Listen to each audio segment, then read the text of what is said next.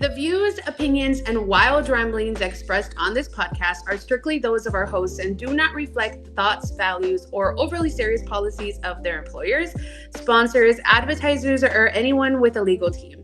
All scenarios we discuss are based on past experiences, most of which we barely survived, and have nothing to do with any of our current jobs or employers. Basically, don't sue us. We're just here for the laughs, not the lawsuits.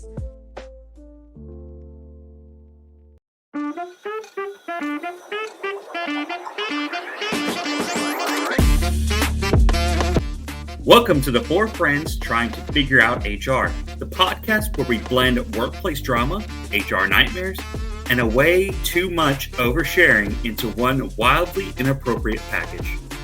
Your hosts, they're a real dream team.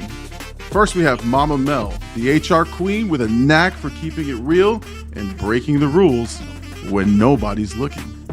Heavy on the no one's looking. Next, we have Dr. Green, the one with all the fancy-ass degrees and the questionable sense of humor. E equals MC squared. Such a nerd. I'm the Big Llama. I come for the big laughs, the bigger opinions, and absolutely zero filter, because I don't even know what that word means. And last but not least, we've got Jake from HR. He's not wearing any khakis, and it's questionable if he's even wearing pants, but he is here to ensure that we're breaking HR guidelines just for fun. I'm always here to judge.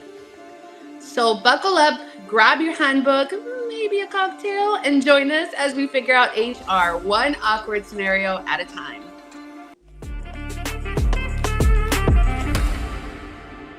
All right, welcome back to Just Four Friends Trying to Figure Out HR, the podcast where HR pros, aka the survivors, swap stories, lessons, and a little bit of therapy along the way.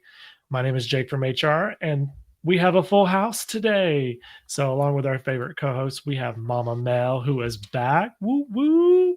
Let's go, Mama Mel. Dr. Green and the Big Llama, even though he ain't repping us on his shirt today. Oh, For real. That's it. I'm gonna go get. When one of you talk, I'm gonna go get it. Yes.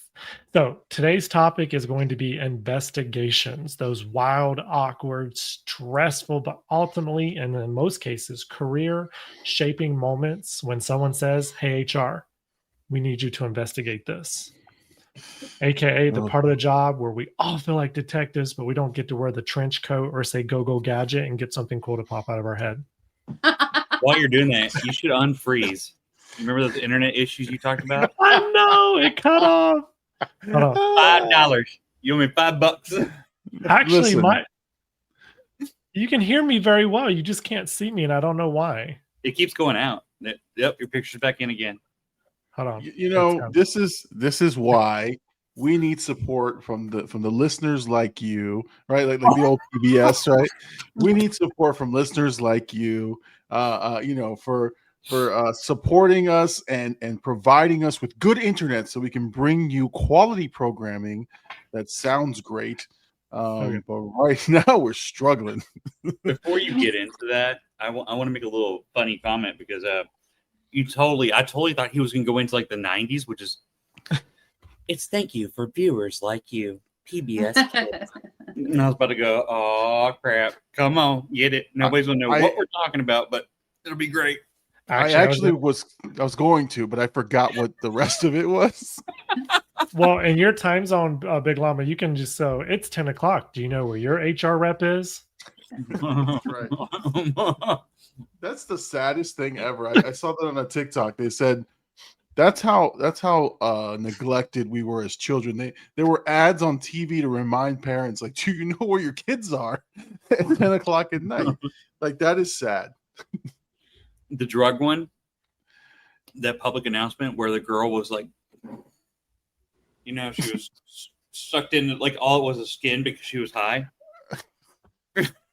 What the heck were you guys watching on TV? Well, What time was this? This was like, I want to say the late 90s, mid 90s, something like that, late 90s, I think. Because it was all about don't smoke and drive because you could be just like her. And she's but it was like a person on a couch but deflated. Like they're saying that as you're high, you do nothing apparently. Yeah, you lay on your couch. Listen, before we get further into not talking about our topic, I just want to welcome back Mama Mel. She was on her rightly awarded maternity leave, and now she is back on the show. We follow our HR guidelines here. We provide ample leave, unpaid leave, and FMLA. FMLA. Yeah, you get that. But no, welcome back, Mel. I mean, we're going to talk about things that shaped our careers and changed us. But you had a life-changing event. So just real quick, like what have you been feeling these last couple of weeks? Guys, I don't even know how to describe like the first 3 months of your child's life. You all know because you have children. I thought I knew, and I had no idea what the fuck I was getting myself into.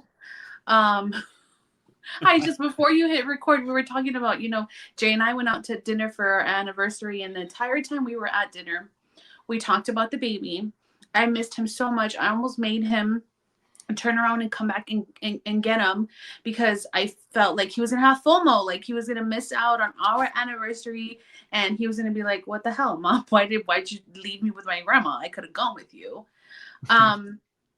So I did not have any idea what I was getting myself into. I will say that it has been the most fulfilled that I have felt in my entire life. I believe that this is what I was meant to do.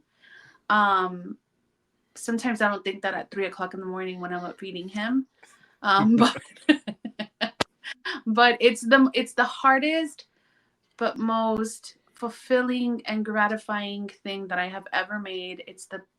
If I do nothing else in life, he's the most beautiful thing that I have made. And that's that. But it's wild. It's wild and it's lonely, and it's opened up so many like thoughts in my head about PWFA, FMLA, ADA, the Pump Act, and like I've written down ideas in the middle of the night of like, okay, when I go back to work, I'm really going to push on this because how dare we not pay moms when they're out on leave? How dare we be like, well, you can use benefit time if you have it, but it's going to be an unpaid leave. What the heck are you talking? This is hard.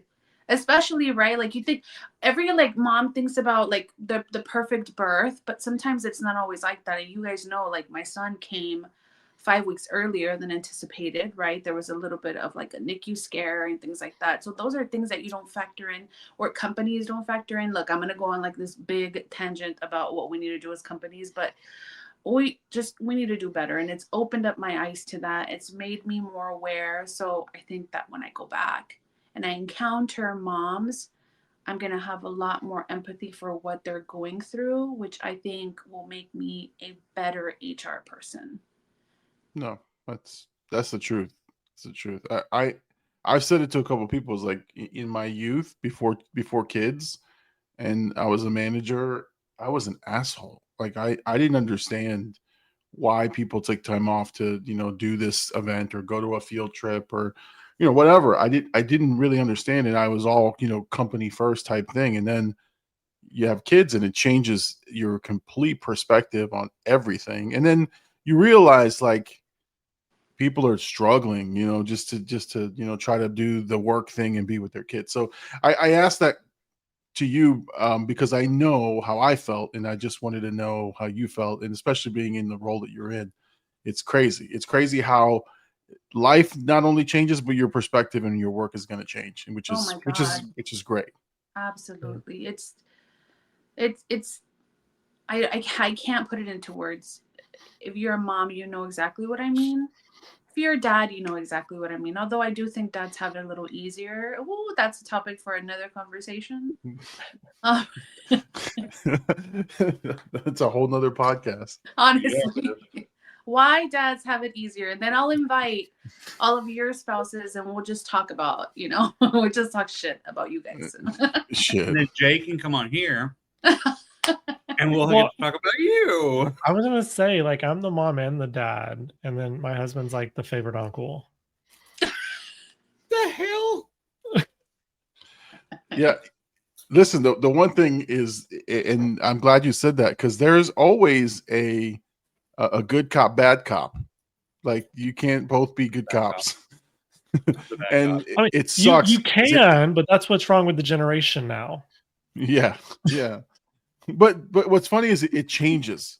That's the one thing I wasn't prepared for. Like I go from being bad cop to being good cop, and it's like, wait, this feels good. I get to say Listen, yes all the time. like a Wu-Tang Clan concert with your kids. I'm like, oh, that was like the coolest dad ever. Mm, Oh yeah, no, I took some points for that one. I love that. well, I do appreciate the buy-in, and we're going to revisit this whole conversation when he's 2, Yeah. when he's Yeah. 6, and when he's 16. Okay. Yeah. And I want to hear all this positive love at that time. Okay. Ooh, with the positive intent. Yes. Gosh, that's 'Cause- 12 seasons of Kate has no home here. It doesn't. It I doesn't. love that shirt, by the way. I love that shirt. great shirt. So- We have a traitor in amongst us, but that's okay. So let's get started here. All right. Investigations. They will make or break you in HR. They test your fairness, your patience. And let's just be honest, for anyone who's been in HR for more than 2 minutes, it makes you a better poker player. So we're going to go around the room and we're going to talk about some of our first investigations that we've ever done that made us just look into our souls and just go, wow. One, why did I get into HR? And 2, the handbook mentions nothing about this.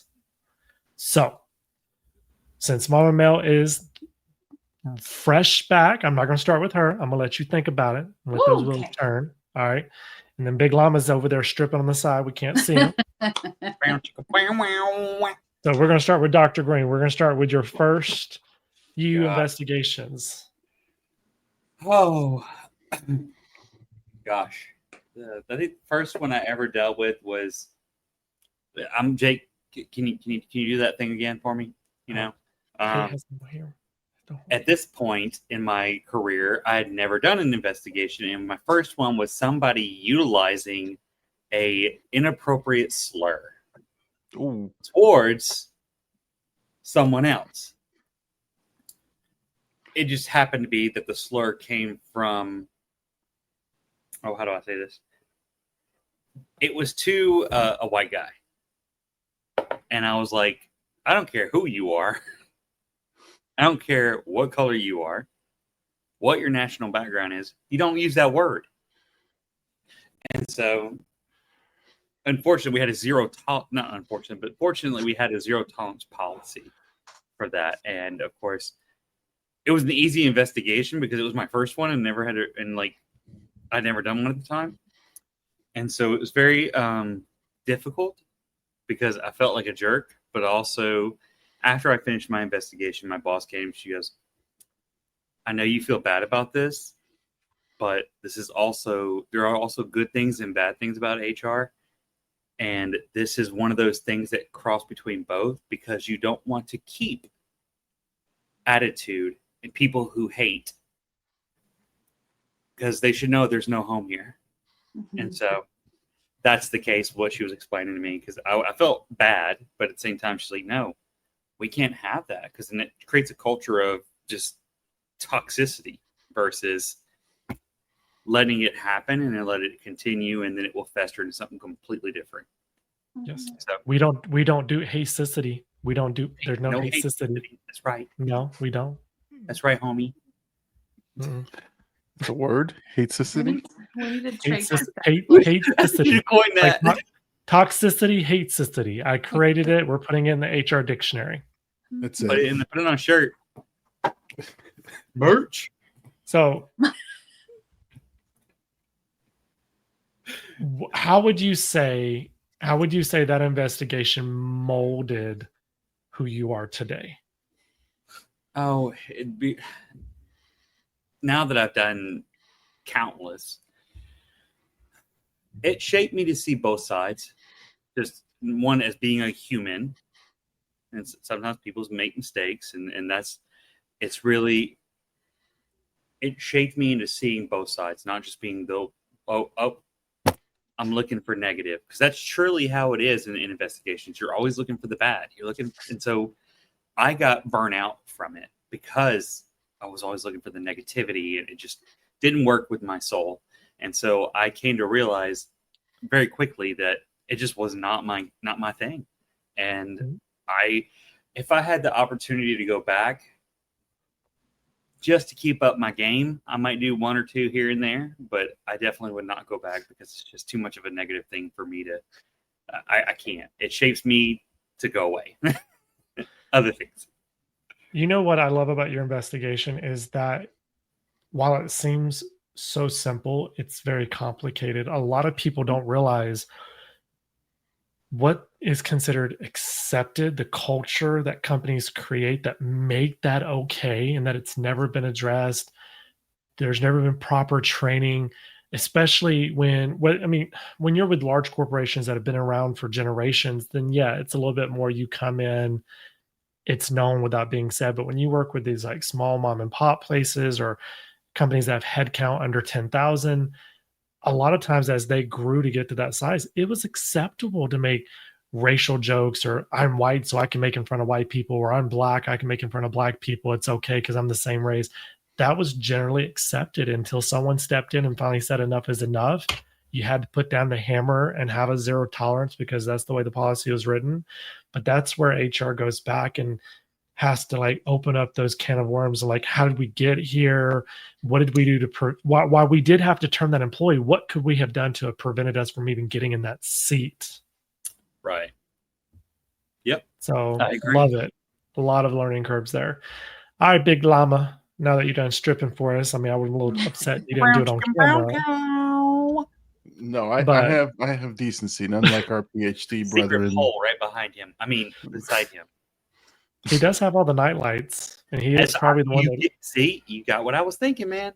Yeah. There's these strobe lights in the back. Pew, pew, pew. Oh, Big Llama, when you think about your investigations, what is one of the first few investigations you've done that prompts that, like, why did I get into HR, or just, wow, handbook has nothing to do with this?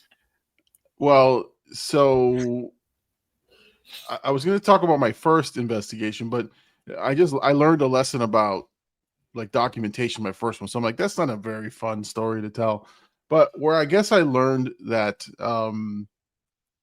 at least for me, there's actual imminent danger in investigations. Like, you have crazy people out there. You have some wackos that, you know, unfortunately are unstable, or because of the work stress, they become unstable. I got called on every single gun possession investigation, and it had nothing to do with my skill, because I think at the time I was relatively a new investigator for that company, but I was just an intimidating presence. So like, I guess I can shield, like human shield for the bullets. I don't know. But what I realized is that people just do not, in some areas, just don't understand guns and rules about guns. And like, what I learned in that is that, one, people were packing heat coming to work. So I was like, shit, you know, like at first you're like, you don't think about that. You're like, everyone's, you know, normal. You don't just bring it. But these guys were packing, you know, shotguns and rifles and all kinds of stuff, because they were hunters and they were doing stuff on the weekends, but they worked in secure zones. So like, they get their cars checked, and all of a sudden, you know, here comes HR to find out. So I just was like, wow, like it shattered that sort of false sense of protection that you think you have at work. I realized, I was like, if one of these guys were to get heated in a conversation, they could walk out to their parking lot and grab the gun and take care of business, right? Or if it got that bad. So like, I was like, wow, this is an eye opener for me. But the most interesting part was that we at the time we had a corporate security element, right? So these guys packed guns. These guys had, you know, vests. They're former law enforcement. They would go out there with us. But I was still front and center. I don't understand. Like, they didn't know how to talk to people. And I'm like, if you were a former police officer, you know how to talk to someone. But they were not charged with protecting the public. They were charged with protecting the company assets. So they were just sitting in the back saying, if this guy gets past you, we got him. Right. So I'm like, but wait, he's got to get past me. So what does that mean? I can get some holes in me? I don't know. But no, I just think like that it's an important element. You have to investigate, you have to reinforce the rules, but you know, at the same time, you have to start understanding that's what I learned is you have to understand the people, right? The types of people they are. Like, you know, not everyone is a corporate office worker. Some of them are linemen and they work out in the field and do all the stuff. So yeah, having guns and going hunting and it's all normal. And then the state that you work in, Florida, which has a very, you know, open, now they have open carry, but they have a very open policy in terms of having guns. So I don't know, that it was just a very unsettling feeling, but I felt like I was, you know, enforcing some good rules, but I definitely was no longer naive, right? Like I lost that whole innocence at that time. You bring up a really good topic, though. I've noticed that in specifically smaller companies, mom and pop shops, HR is like the security. Yeah. Like, excuse me, I am 5'3". What am I? And also, I'm a female. Like, what am I going to do if somebody's in here saying, you know, trying to bite my ear off? Like, you whoop their ass. That's what you do. No, I think this is where Paul Blart Mall Cop comes in handy. You put your hand on your hip like you have a gun and go, stop. And you lean back just a little bit. Get on this segue. No, but seriously, like, what are we supposed to do? This goes back to like our original when we talked about HR. Who's the HR for HR, or is HR becoming therapists? Are we also becoming the new security? In some cases, it does. And I love the fact that you call that out, Mama Mel, because that was something I was going to say after Big Llama's story is when you think about HR, I want you to think about everyone that's been in HR. I want you to think about all the classes you took if you went to college. I want to think about all the experience that you've got in your first 12 to 24 months in HR. At what point in time did you receive any formal training on how to handle narcotics, how to handle guns or weapons in an investigation or in any situations? We as HR get put in so many situations that law enforcement gets formal training on how to deal with it. But yet we in HR don't get to learn how to operate or function in those situations until we get put in them. And if we're fortunate enough, if we are by some chance fortunate enough, we get to observe it from another rep in HR that's dealt with it before and learn from them. And that is absolutely terrible because while 75% of the people in HR has the critical thinking skills and the discipline to handle those situations without ever having dealt with them before, the other 25% is the ones that there's a possible active shooter that's going to happen. There's going to be physical violence. There's going to be an escalation. There's going to be a lawsuit because that person didn't know how to handle it and they don't have the capacity to think outside the box and handle the situation without having any precedent of what to do. Mm-hmm. So for anyone that is designing HR functions out there, I want you to think about this for your HR team. Big Llama brings a great story on what traumatized him in his life, but also will help us from traumatizing other people in HR. Give us that little bit of training. And, you know, and I get that it might be geared toward like HR managers, HR business partners, not so much toward HR gens, but even then, in some companies, the HR generalist is the face. They're the main person on the scene. So they might need it depending on what their job responsibilities are. But I love your story because it's really impactful to kind of help us understand why you're the way you are today. We love you. But it also explains the gaps that still exist today, decades later, generations later. It still exists. Why has no one picked up the phone and said, let's change this for HR? Yeah, no, it's easier because it's easier to let them continue to be whatever we need them to be, right? To get it done. It's again, this is and I say this lovingly, Dr. Green. I have no ill will to your degrees or your PhD, but there is a big separation between um, let's use the book learning, right, and street smarts and all that good stuff. So I think you have to have a balance. I think honestly, like, it's great to have the certifications, and this is the thing I struggle with, right? I've met people in conferences, I've met people in networking activities where I'm like, how are you the director of whatever for this entire corporation? You're an idiot. Like, okay, you know the process and you know a policy and you got your SHRM certificate. Congratulations. But you don't know shit about like how to work with people. So this is what I'm saying. Like, to be in HR effectively, you got to have the certificate. You got to have the training, but it's both, right? You have to have a little bit of both, because honestly, if I were to put someone who just got graduated, college, from HR, and put them in that situation where they're handling gun issues, they quit that day, or they have some, I don't know, they would just completely fall apart. I was just lucky I was able to read the situation and feel a little bit better about it, but it just opened my eyes. But I don't know. That's just my 2 cents. But again, nothing against Dr. Green's PhDs. Absolutely. We got to love it. I mean, there's pros and cons to experience, and there's pros and cons to education. Absolutely. I get it. All right, Mama Mal, share that trauma story with us. What made you think, why HR?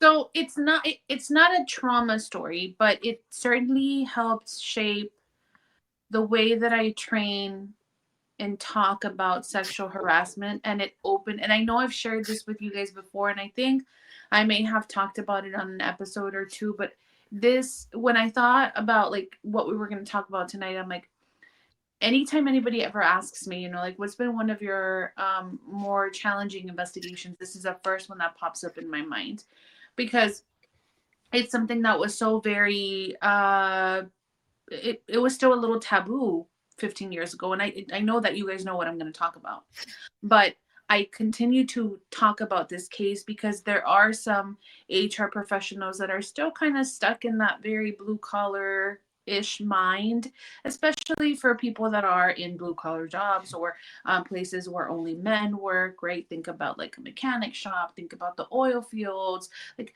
that's primarily ran by men, and these type of trainings aren't really talked about, right? You don't really talk about sexual harassment. It's still very taboo, or men are like, that doesn't happen here. Like, well, macho man, that doesn't happen here. When in reality, it probably happens a lot more than you want to admit it.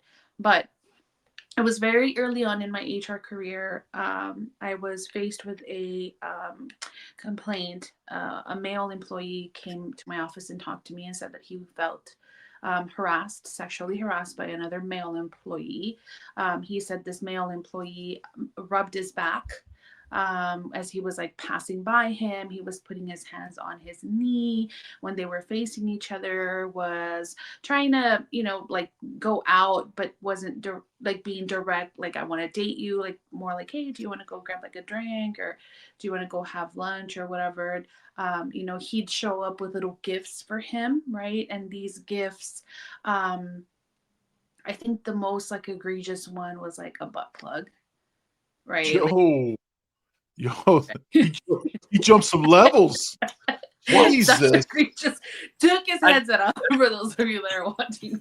I don't remember this. I remember the story, but you didn't share that detail. Yeah. I didn't get into all the specifics, but there's a reason why it stays with me. Like, initially he started with like coffee. Like, he would bring him coffee in the morning, right? And then he, this employee was like, hey, like, he started to have, we started to connect like on a deeper level. And, we started to have more profound conversations. I thought like, this is just like a friend that I have met here that I can build a relationship with, or a friendship with, right? The individual that complained was not interested in any type of romantic relationship with him. But the last straw was he gifted him a butt plug, and that's what prompted him to come into my office, because he said, hey, like, I just don't know how to tell him it's not going to happen without hurting his feelings. Can you do it? And I was like, Why do I have to break up with your boyfriend? What did I do? Yeah. He's like my boyfriend. I'm like, what? Yeah, like Yeah, can you and do it for me? shit. Which, if you think about it, that's a lot of what happens with us. Here's a mess. Here you go. Fix it. Make it pretty. Right? Exactly. like that's HR. Mhm. So, you know, when you train sexual harassment, and let's bring our minds to this must have been like 2008, 2009. Anytime that you trained harassment, it was always a male superior harassing a female subordinate. Like those were the examples. There was nothing more that changed. It was just that very rarely did they spice it up and put a female superior, you know, harassing a male subordinate. But that was like, you are pushing it. Females don't do that. That could never happen, right? So we did the investigation, and then we found out that he not only had been doing that to this individual, but there were other men that reluctantly and very hesitantly came forward and said, this is happening to me too. And I'm talking about like 13 individuals. Oh, This is happening. That was like a Chris Hansen Dateline NBC episode there. Yeah, jeez. Did this person provide 13 different butt plugs? Or He did. He was the only one that got a butt plug. He was the only one, but everybody else got like little personalized gifts. Like I remember one guy was really into crystals and got like a crystal necklace and like little, I don't know what he was trying to hook up with all of them at the same time or individually. I don't know what he was trying to do. No Diddy. No Diddy. That was 2008. There was probably a bunch of Diddy parties there. Not the white person. Insane. So hold on. I'm just curious how you go from coffee to butt plugs. Not like that's a giant leap of faith right there. Yes and no, because you're giving them a gift from one end to the other. I gave you coffee, so now stuff it. I just say that the levels of boldness of this individual is astounding. Yes.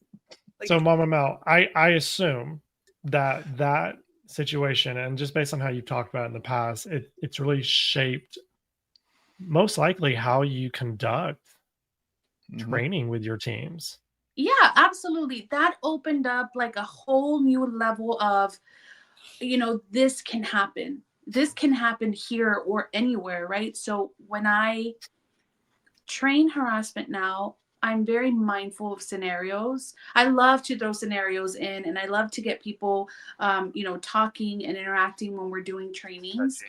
And so when we give these scenarios or when we talk about these situations, I make sure that I am inclusive and that I think of, you know, the most triggering words and throw them into these scenarios because I want to prepare people for anything and everything because that situation was so impactful and it wasn't something that we really trained or talked about or again, right? It was very taboo.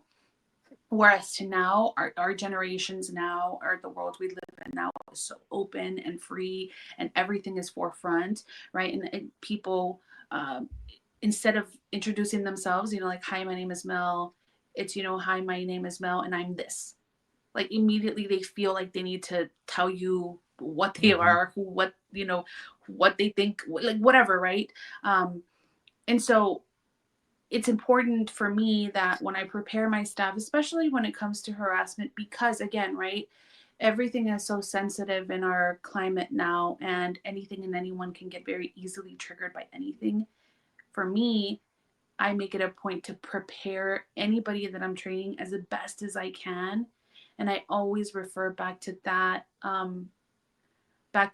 investigation as something that truly opened up my eyes to like a whole new world. Ooh, not to sound like Aladdin.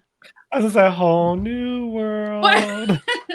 That's where we'll be. Oh gosh. I think Jasmine was doing some. Jasmine was harassing Aladdin in that movie. In the movie. So, question: So you said you do the trainings. So I guess my question is, do you give them a butt plug goodie bag whenever they Oh, walk? jeez. You knew he was going to go there with that. I'm gonna say, look, he's trying to get you fired, Mama Mel. Like, in I this do, I economy, do, I do love that story because Yeah. I Yeah. agree. Even in today's society, people don't realize that honestly, there's just as much, if not more, sexual harassment between males and females to males. The problem is it doesn't get reported because it's like guys don't want to seem weak. They don't, they don't want to. Masculinity goes down. Yeah, Yeah. it's either an ego thing, a sexual thing where like they were raised that it's okay for women to do it, it's not okay for a man to do it, and it doesn't get reported. It really doesn't. And honestly, I have a lot of experiences. I'm sure y'all do where there's been those accusations where you've seen other people investigating it, and they've already made the comments like, "Oh, it's most likely not true because it's a girl. They're accusing a girl. They're accusing a woman, or no, it's another man. He's super straight. He just wishes he was sexually harassed by this guy." I've heard all of it That's where sexist. the investigators are automatically making their mind up before they even get all the evidence because they're basing it on their personal opinion and experience and not the facts.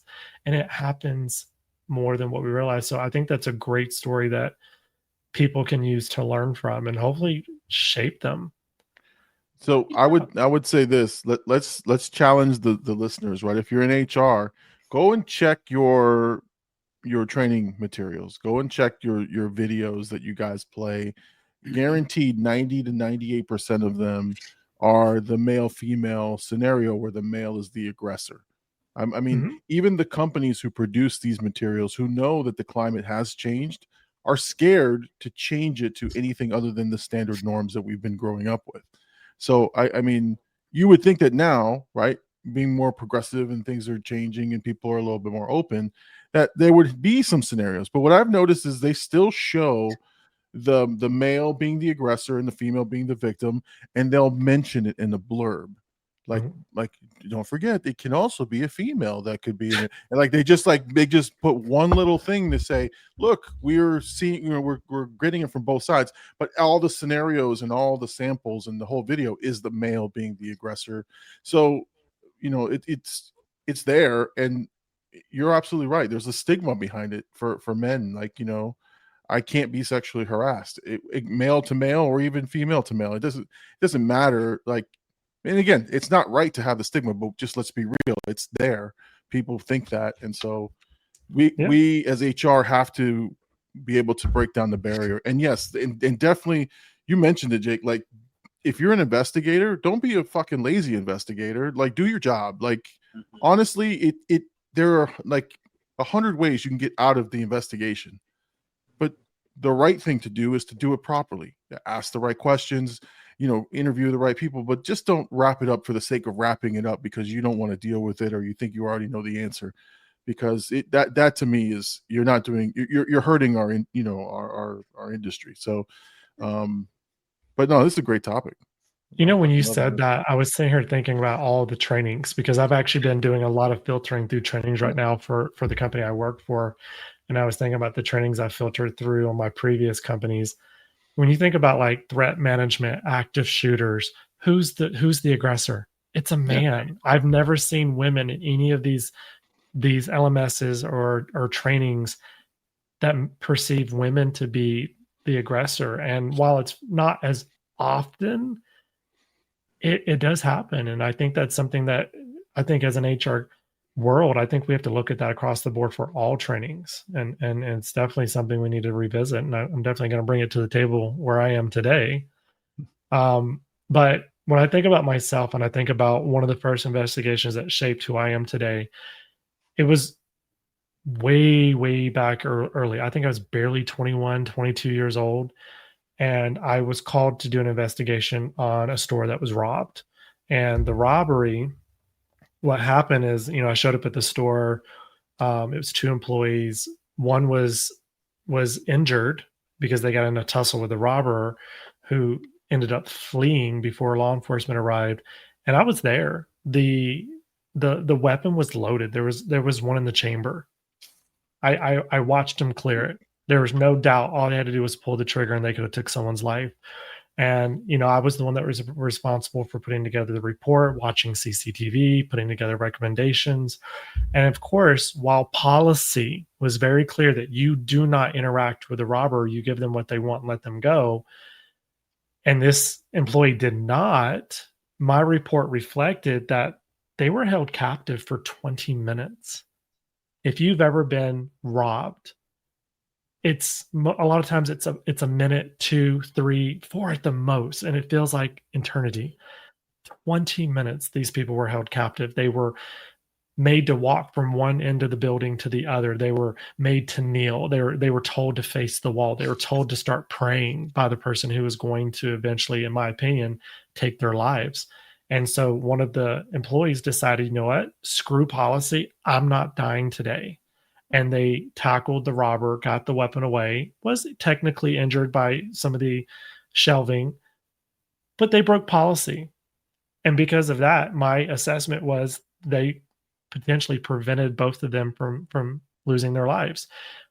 But the higher ups above me, of course, in HR, those who got promoted into HR roles but never really worked in HR fields, was like, no, policy says this. They broke policy. Term. I'm terming them. I had to put my foot down and say, if you want to fire them, do it yourself. I'm not doing it because this is my recommendation and it's a matter of public record. They ultimately got to keep their jobs, and I'm happy for that. But this is where, like, it was one of those investigations where you can't just go off the handbook. You have to look at every detail, and there's no policy, there's no process you can write that's going to fit every scenario, because you got to look at the details on what happened, what didn't happen, how long did it happen, who was involved, what action did they take, and what was possible scenarios. Did they do the best thing at that time that may have not been legal, but it was ethical, or may have been ethical, but not legal, or it's against the handbook policy, but it benefited them and the company ultimately. That was one of the first investigations that truly stood out to me, and it truly was life or death. That's I mean, I'm glad you said that, because look, we operate in HR is a very black and white business, right? But we operate in the gray a lot. So the details matter. The nuances matter, the intent. And again, for a seasoned HR professional who is, by the book, they may not like me saying that, but it's the honest truth. And you're more effective if you can make good, sound decisions, given the totality of everything you see, and versus just going to a policy and going, well, policy violation. That's lazy, and that's sometimes very hurtful. And again, think of the employee, think of the welfare of the other employees. So, that's crazy. I think that's a really big challenge in just the HR world in general, right? Like we talk about this often, right? Did we lose Dr. Green? We did. His fancy internet. His PhD was discredited. Yeah, shit. Well, wow, he joins us. Right, we talk about putting the human in human resources all the time. And I love that you say, welcome back, Dr. Green. Hey. Nice of you to join us. I put shitty on my Chrome. It says to finish the update, so I did, and I forgot this is Chrome based, so it kicked me out. Put the whipped cream down. It is down. It's empty. See, I got no more. Stop huffing it. All right. To all the listeners, I do not huff anything. No. I do this. Yourself. Go ahead, Mama. I was saying that we talk about putting the human resources all the time, and I love how you said that, right? Like, HR can be very black and white, but it's not. But it's not. We look at every color in between black and white, and you also have to factor in that these are humans, right? I think, Jake, it was you that said it in the last episode, that you hate and you take it very personal when people's money is messed with. Like, you have to take that into consideration too. I think people that are not in HR don't realize that, is that we are human and we factor all these things in, right? Like, I don't know about you guys, but the worst time I think to fire someone is like right before the holidays. Oh yes. Oh, that It pisses me is, off more than anything. it's like heart-wrenching, heartbreaking. Like, you know, in your mind that they did this to themselves, but I can't, especially now becoming a mom. Oh, why do I want to cry right now? What the heck? Especially now becoming a mom, they have kids. They have presents they need to buy for, like, these are things that somebody like in operations doesn't think about. Like in your example, Jake, they were just like, fire them. They broke policy. Hold on. It was kind of heroic what they did. Mhm. Why are we not honoring that? Why are we not celebrating that for them? They prevented this person potentially killing X amount of people. No, we're not going to celebrate that. Yeah. You know, and So and to me, just what hit home for me in that investigation was the guy had everything he wanted. He had all the cigarettes from the case, he had all the money, he had everything he needed to walk out, and he wouldn't leave. And he was telling them to get on their hands and knees and face the wall. And then I was there when the police officer cleared the weapon and the round came out. I'm like, his intentions were not to just go in there and rob. Like, you have to take everything into account. And yeah. just before I forget, I have a t-shirt idea that's based on everything that we're talking about. We're going to do a rainbow that ends in white. I'm sorry, starts in white and ends in black with the colors in the middle. And we're going to go HR is not just black and white. Ooh, I like that. I like that. that. Can I just share a shameful admission, Mama Mel, that you have? That's why when you said something about before the holidays, my wife will not let me live this down. So there are two moments in my HR career where I felt like a complete piece of shit. One was firing an employee on Christmas Eve. Oh, Oh, I wanted if the person is listening, I want them to know I felt like a piece of shit that day. It was horrific. It was terrible. I never wanted to do it again. And then somebody else did it on Christmas Eve, but I had to just talk to the person. So the second time it happened, I didn't fire them. It was just something. It happened on Christmas Eve. I happened to be working, and but the one person I did, I was given the assignment, and yeah, it was the worst day. I terminated someone on Christmas Eve. I felt completely horrible. And I'm not proud of it. I'm not proud of it at all. But when you said that, it's like it's the unfortunate thing is sometimes we have to do so like forget the holidays are pretty bad, right? But then there are layoffs and there are severances and there are just all. So these are again, this is probably a topic for a whole nother day. But no, again, if you're an HR professional or if you're not and you're listening to this, it's not. We're not stoned, right? We don't, like, the emotions are there. We feel every bit of it all. We just have a better way of hiding it and being able to sort of go through the process. But it hurts. And so when you said that, I immediately put my head down in shame. Sorry. what's the second thing your wife won't let you live down? You eating her mozzarella sticks? Well, that's the first thing. I'll never live that down ever. what was the mozzarella stick thing again? He ate her mozzarella stick when she was pregnant. How dare he? Oh yeah, Listen, that's right. For shame. My wife was pregnant. 6 mozzarella sticks came out. She went to the bathroom. I had one, and I will have not heard the end of that story for 22 years. Yes, my son is 22 years old, and every time we order mozzarella sticks, I get you remember that time you ate my mozzarella stick, you son of a bitch? So yes. I'd like, and remember the time you couldn't control your bladder and left the table? I mean, Jake, she's gonna come through the screen and get you, buddy. Oh, I didn't say I'd say it to her face. I'm saying it through you. She's gonna hear this or see this. Now she's gonna be like, "Why didn't you defend me? Why didn't you say something?" Ooh. Come on down, Mama Llama. She's gonna be hate listening. All right. So I know we don't have enough time to go around on another investigation for each of us, but I do think we have enough time for us to go around the room and talk about what really makes a great investigation. Investigation or investigator? Which one do you want? Both? I would say investigation, because we can't change who people are. I'm sorry, if they're too emotional or they're too heartless or they don't have enough common sense to be in their seat, we can't fix that through this podcast. And I apologize to the very small percentage of people that do fall in that category. But we can change knowledge. We can change what people have in their heads, which is what makes a great investigation. What do you need to have? What do you need to do? Integrity. Integrity. Doing what's right when no one's looking.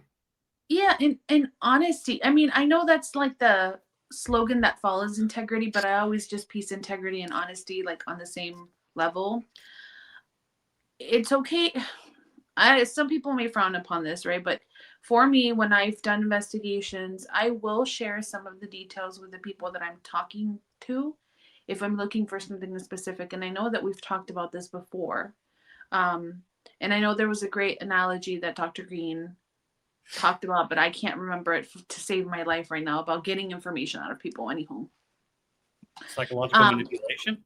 No, I can't remember. I just know it was you that would talked about it. I'll remember in like 10 seconds and be like, I remember. I got you. But honesty, right? Like you need to. It's important that you, as an investigator, right, that you conduct your investigations with a lot of integrity and honesty, and also practicing the pause and not going based off of the first person that reports it. And I say that because that was a very difficult lesson that I had to learn throughout the years in HR. Is one of the things that I would do is the first person that would report it, that's the story that I would stick with, right? And sometimes that would cloud my judgment for when I would talk to other parties. Right? I'd be like, well, that doesn't really add up to what that person said. And if that person reported it first, then, they must be right. And I didn't catch myself doing that until somebody in operations point blank called it out straight to my face. They weren't very nice about it, and fuck you to that person, because you could have said it with a little more. Yep. But, what they said was, well, it doesn't really matter, right? It's who reports it first to you. And I was like, ooh. You want to know a comment I used to give investigators whenever I was leading a team, because that's the hardest problem that I don't think people realize, that investigators, they struggle with that. They're told something and they immediately believe it, or that's the story they go with. So I used to always tell people, when you get an investigation, whoever the accused is, I want you to treat them like you're the defense attorney and it's your job to prove them innocent. Because if you are trying to prove someone innocent, you will look under every stone, every rock, every piece of paper, every email, every text to try to get your client off.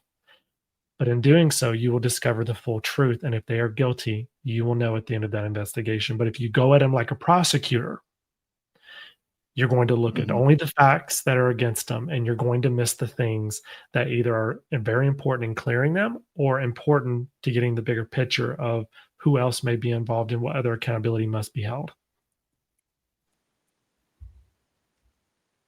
Agreed. That's a great nugget. So, all right, Dr. Green, what are your go-tos on having a great investigation? What can we not miss? And y'all hear me say this stuff like this all the time. The emotional aspect. Be compassionate. Be empathetic. Yes, it may be a lie, but they don't need to know that it's a lie or the truth or whatever it is. Give the same exact treatment from an emotional standpoint. If Jake from HR and Big Llama, one punched the other and, they report it and there's no marks, but he's emotionally damaged over here, then we need to treat both people with the same amount of empathy and come where they are from that perspective. Come from, oh, what's that? Walk a mile in their shoes, that kind of concept. Mhm. But you want to do it on an emotional basis and give them that true empathy that they deserve, because they are still human. And even though one of them may be lying, you can always say that you did both exactly the same. Yep.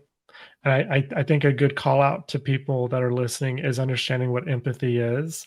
It doesn't mean you have to agree with them, because that's the biggest thing that I'm sure we've all seen in investigations, is that the investigator HR rep goes, "I'm so sorry that happened to you," or "I can't believe they did that," or "Thank you so much for bringing this situation to my attention." It's like, depending on what you say is whose side you took. So being empathetic just means caring that they brought this to your attention, thanking them for the details, and ensuring them that this is going to be a very effective and detailed investigation. We're going to get to the bottom of it. Not saying, "Oh my God, I'm so sorry that happened to you," or "I can't believe they did that." Like, empathetic doesn't mean you have to agree with them, but you have to come at it, like Dr. Green said, in a way that makes it fair on both sides. That's the biggest thing.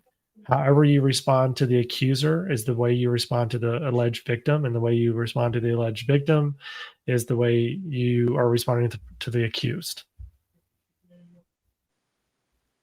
So, Agreed. love it. Hi, Big Llama. What about you? All right. Well, it's going to sound very boring and nerdy, but it's one of the investigations that are done really well is your write-up, and it's your verbiage in the write-ups and how you address the parties involved. So you got to remove labels, and you got to remove positions and titles and things. You have to just write the facts as they are presented, right? So employee A alleges the following, right? The way you write your first sort of opening statement to that summary will tell a lot about where your mindset was when you were doing the investigation. So if it's very like emotional in terms of we felt very strongly like, no, it's this is exactly what was being alleged. There was inappropriate touching, harassment, bullying, whatever it is, from party A and party B. And then what the results are the results. Forget who they are in the corporate ladder totem pole. If you're an effective investigator, you lay out the facts. And that's 100 times I've read people do investigative write-ups, and you can tell the bias right off the jump. Like they're making excuses for individual A. They're nervous about how this looks, so they'll veil it in a certain way. The facts are the facts, right? We interviewed 3 people. All 3 people, agreed that this state or what's the word when you confirm something? Fuck. Substantiate. Yeah. So all 3 have substantiated the comment was made in the break room. So like, as long as you're writing in those terms, then you can have a concrete resolution. So the allegation was A. 3 people substantiated that allegation. That means that this is credible. The complaint was substantiated, and therefore an action must be taken. When you start writing that, employee A felt completely out of line and has no, let's get to what this is. And that way, those parts are important. They're important because they're going to shape how you write. But that to me is the most effective investigation, when I can read it and just know this is what happened. This is exactly who did what. This is who we interviewed. And here is my recommendation and results. Whether or not they do that is different. So this is the one thing that I want to stress to HR professionals. Like there is a point of frustration if you're an investigator, because the precedent could be that people who do this type of behavior get fired, right? That could be the what you've seen. And in this one scenario, because sometimes you don't have the ultimate decision making, they may choose to do something different. But what you have presented will not change. And that's what I want people, if you're doing investigations, that's how you need to treat it. Stop trying to find the out. do a proper investigation and ask those questions, the difficult questions. And if you do that and you document it properly, no one will question your integrity, right? Which is what Mama Mel was saying, and people will understand how we arrived at the situation. So if you're terrible, or if you have a hard time writing some things, that you need to work on that. But the one thing I will say, what's effective is quotes. As ugly as those quotes are, racial slurs, inappropriate language, I don't care what it is. I will quote the shit out of somebody because it's effective. It's effective. So that's another thing too. When you write the first summary, when you write that opening line, employee A is being alleged to conducting bullying or harassing behavior, and then write exactly what is being alleged, because you're sugarcoating it. And when this goes up, oh, they just made up a comment. No, they said this racial slur and it was pointed at this person. And so it's a lot different when you read that. And again, we're presenting facts, but we want them to know the exact things that happen. So that's what makes a good investigation for me, is how you do that summary and that write. Mm-hmm. It's good information. I think all of y'all touched on areas that I'd be like, that's the one I would pick. Oh no, that's the one I would pick. But based on the areas that y'all covered, if I had to pick one for myself, I think what I would say to make a great investigation is knowing when to pause, knowing when to stop, because we get so caught up in interviewing someone that we feel like, oh, we got to keep going. Oh, they're already here. We can't stop. No, it's knowing when to stop, depending on what you're being faced with. If the person you're interviewing is way too emotional, I mean, so emotional that you're not even sure what they're saying, you're having to say, well, I'm sorry, repeat that again. Know when to pause. Say, you know what? Let's take a break. Let me give you 30 minutes. Let me give you an hour. Let's come back tomorrow. Or some water. Yeah, have some water. Or knowing when to pause because you need to get legal involved because they mentioned a comment or they brought something to your attention that there's a credible threat that we need to address first that takes precedent. There's so many different scenarios and so many other situations that I can mention, but it's knowing when to pause. Just because you started an investigation, is there a chance that you could pause it and lose an opportunity? Because I've gone through WIC lender certifications. I've trained with law enforcement. They'll tell you the worst thing you can do is stop in the middle of an interview after you've kind of shown your cards, and then they're going to have time to think and get their story together. There is truth to that. I'm not going to lie. There is truth. If you give them time to go back and collect their thoughts, they may possibly come back and lie or add things or change their story. So it may not be the right decision in every investigation, but there are the ones where it's appropriate and it's needed, and it's going to give you a better and a more effective outcome. So knowing when to pause is mine. And then I was looking at the list that I had, which I think we've mentioned all of them, which is active listening, documenting everything, staying neutral, knowing when to pause, managing your emotions. And the one thing I want to cover on the documentation piece, because depending on the company, is how they document. In some companies, the person doing the investigation handles all the notes and all the statements and writes everything down. With other companies I've worked for, they want the employee to write their own statement. We don't write anything down. It's all in their words. It's all their writing. It's all their verbiage.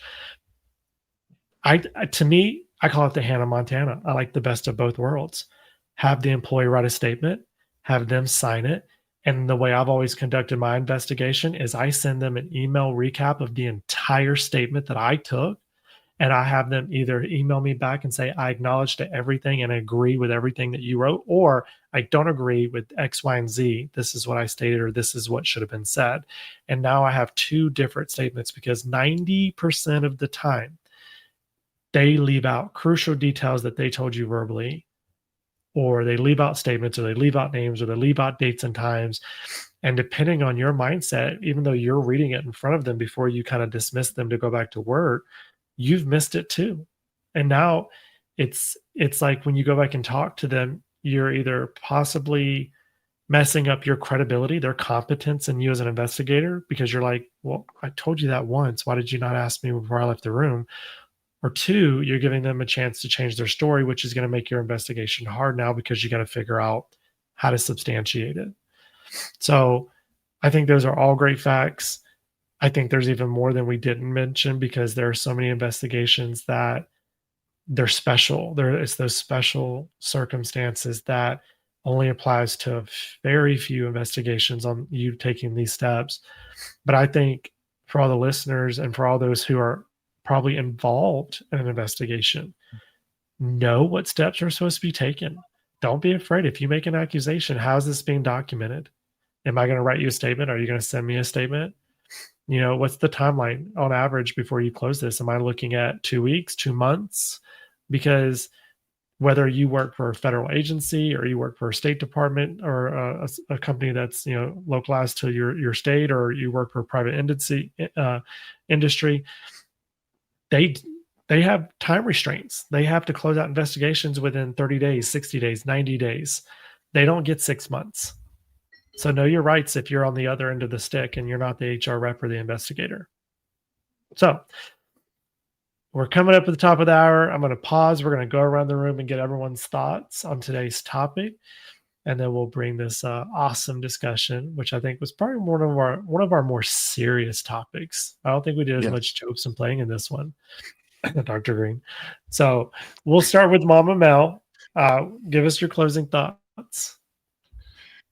If I could give an HR professional any piece of advice, the newer HR professionals would be that most investigations are not going to be as serious as some of the ones that we talked about today, right? And that's not a bad thing. More of the investigations that we do, it involves a lot of gossip and he said, she said, and lots of love contracts and entanglements and all that fun stuff. But take every investigation and treat it with seriousness and professionalism, right? And I know that we've said that before. Everybody involved in your investigations is a person with feelings. And I say this all the time to you guys, like, just don't be a shitty human being. So take that. And my second piece of advice would be, even the simplest investigations have something that you can take away as a learning opportunity or as a lesson, right? To either do or not do. So with every investigation, learn as much as you can. If you have the opportunity to expose yourself to other investigations, right? Like if you have the time and can partner with like an ER specialist or something, do that. Learn from them. Take as much as you can. Educate yourself so that when you are faced with these, you know how to handle them. But every single investigation is going to teach you something, is either with great significance or not, but it teaches you something. What's the kids say these days? Period. Flop it. Is that what they say? I think it's a period. Yeah, period. Awesome. Slay. All right, Dr. Green. Or Slay. There you go. Dr. 6, Green, 7. 6, 7. Oh, no. Get away from that. Go ahead. All that's Dr. fire. Green. No worries. It's all fire. Bussin'. For real. No cap. We are old. Yeah, we are. Gosh. They're trying to thank God. What did Mama Mel not mention? Right. She hit on a lot of stuff. She killed it. She definitely ended that with a period. I think the only advice I would give is, once again, be fair, but also take some things with a grain of salt. Okay? Don't misjudge before you get through the whole entire thing. Kind of like what you said, Mama Mel, which was, it's always the first person that you get that you're like, okay, they reported to me first. And it's not on purpose, but you have to remember to put your mindset to hearing both sides first. Even though somebody came to you first, you have to be able to do both sides. And so, but I do have a great joke for you. All right. So, knock knock. Who's there? I don't answer knocks. HR. Char, who? HR, you ready for your confidential romance talk? Because the cameras already know. Mm. And this is why I have no soliciting signs at my door. Do not. I say this with the most positive intent. Give him a nugget. Do not quit your day job. I know. Yo, Yes. this Go sell some solar panels. Oh, dang. Orange, you're glad I didn't say that one again. All right, anyway. That's funny. But no, for real. Yeah, just keep evidence. Always have evidence. Don't go off of anything else but evidence. Mhm. When you're in an investigation. That's always been one thing that I have told my employees before, which is, do you have any evidence? And they're like, well, no. And I was like, well, then what makes you think that that's accurate? Well, because they said so. Well, then you start going into the world of he said, she said. And he said, she said, with no evidence is nothing but a load of crack. Mm-hmm. Because No evidence, no case. Yeah, no evidence, no case. And so I always try to remember that. I love that you said that, because I have to remind leadership constantly in the past, this is not a jury trial where we get to throw the evidence and hope that we get an emotional response. This is a decision by a judge where it's based on facts only. Mm-hmm. Absolutely. So I don't know, you gotta love my analogies. I love them. I do. That's slays, man. Slays. All right, Big Llama, give us your words of wisdom. Well, first and foremost, again, welcome back, Mama Mel. We missed you. We're glad you're back, and I'm glad to see that there's a perspective change, because that's just life. And so, very happy for you, and we want to hear more stories about the baby for sure. But like I said, I think the most challenging thing about all of this is that you're juggling investigations. If you do the right thing and you have a support system, you can be open and honest, and you can be direct with your investigation. But I do also know and recognize that there are sometimes the pressures of keeping people happy. And it, like, let's just be real. Sometimes the management or your HR management might be very chummy with the leadership, and if that's the case, sometimes there is that pressure from from folks to just kind of say, look, we got to kind of make this one go away, or can we make this one minimal, right? Or is it that bad? And I hate that, but it's a reality of how this works. But I think if I'm giving any advice, is just not stick to your guns, but just do the investigation the way that you would. Allow those parties that have those influences to do what they want to do, but you do your job the right way. You make sure that you're looking out for the truth, right, and what is right and what's fair. So try not to be influenced by those pressures, but they are legitimately real, right? You're gonna feel it. You're gonna kind of but again, HR is not for the faint of heart, right? Like this is a tough job, and sometimes it will test you. And so, as one boss used to tell me, this is a career defining moment, right? Like whenever we're faced with a decision where you go, it can go either way. Well, you're either going to continue to do this, or you can find another career. Is basically what he was telling me. So I just want people to know, like, that's a legit issue. But again, stick to your guns, write the summaries the right way, and you can just sleep well at night knowing that you've done the best you can. And if the powers that be decide not to listen to you, it's okay. It's okay, because when you're put in a position where you have to go to court, you can simply state the facts and not feel like you have to lie or anything. You just say, "This is what I presented," and they decided not to do anything with that. That's fine. It's not your call. So that phantom tax hits different. I know. Mama Mel kind of stole my words of wisdom, but I'm going to go in depth on it, and it's okay because it's good words of wisdom.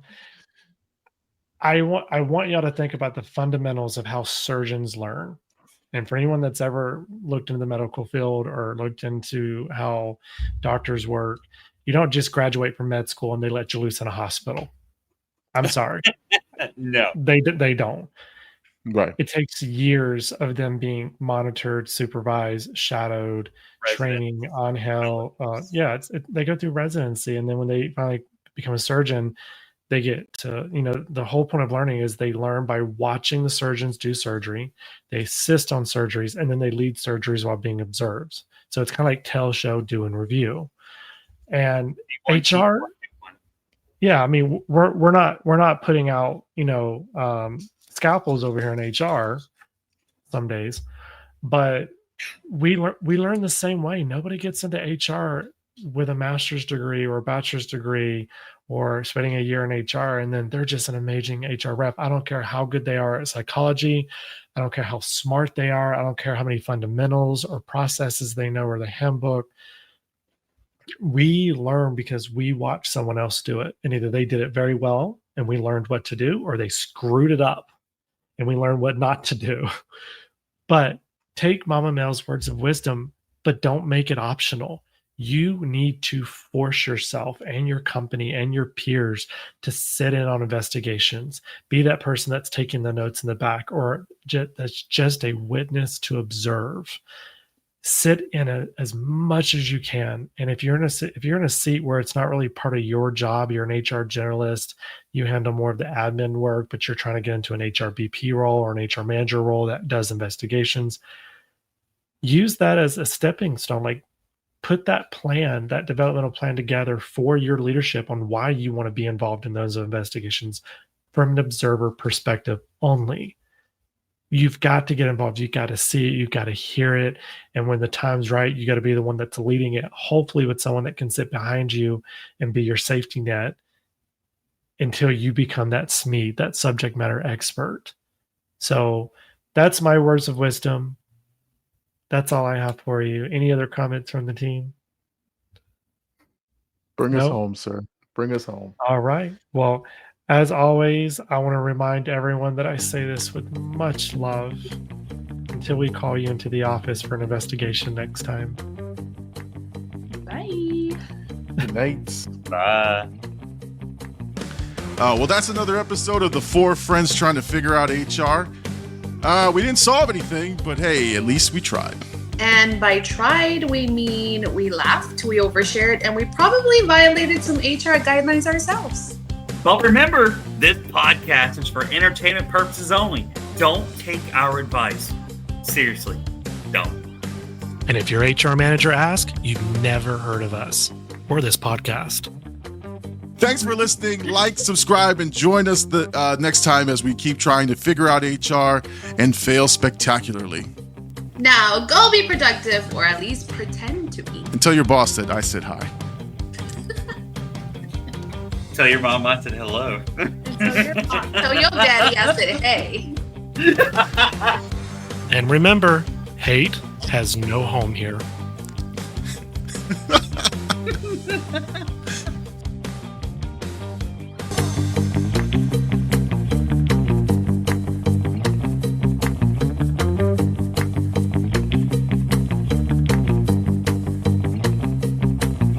Thanks for listening. We'll be back next week again for a fresh round.